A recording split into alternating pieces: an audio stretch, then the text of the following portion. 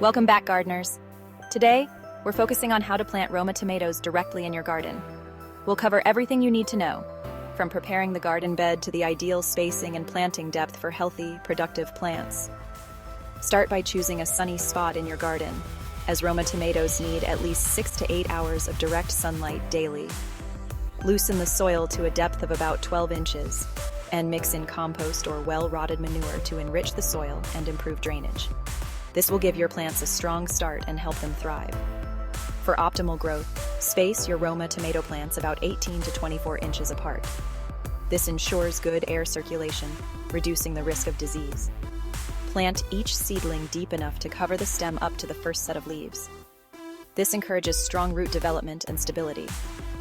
After planting, water your seedlings thoroughly to help them establish. Adding a layer of mulch around the base of the plants will help retain moisture, regulate soil temperature, and prevent weeds. Keep the soil consistently moist, but avoid waterlogging to prevent root rot. With the right preparation and planting techniques, your Roma tomatoes will thrive in the garden and reward you with a plentiful harvest. Stay tuned for more gardening tips, and don't forget to like, comment, and subscribe for more advice. Happy planting!